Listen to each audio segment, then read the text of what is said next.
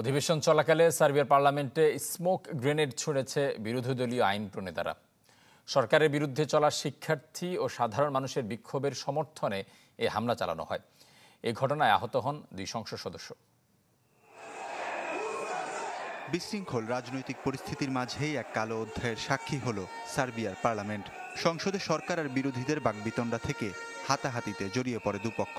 এক পর্যায়ে সরকার দলীয় এমপিদের লক্ষ্য করে স্মোক গ্রেনেড আর টিয়ার গ্যাস ছোড়ে বিরোধীরা। মুহূর্তেই ধোঁয়ায় ছেয়ে যায় পার্লামেন্ট কক্ষ। এ সময় স্ট্রোক করেন এক এমপি, আহত হন আরও 2 জন।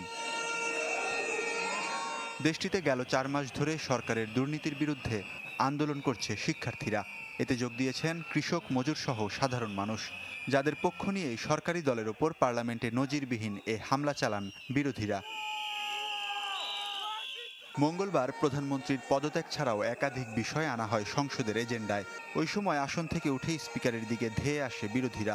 বাধা দিলে হাতাহাতি শুরু হয় নিরাপত্তা রক্ষীদের সাথে। আর এই পুরো ঘটনা টিভিতে সরাসরি প্রত্যক্ষ করেন দেশের মানুষ।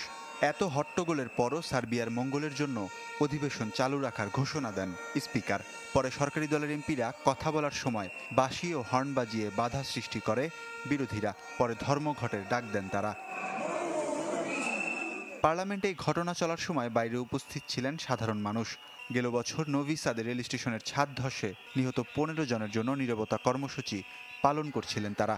আগামী 15ই মার্চ বেলগেরোদে বিশাল র্যালির ঘোষণা দেন বিক্ষোভের নেতৃবৃন্দরা। ওয়ালিউল্লাহ ফারুক, চ্যানেল 24।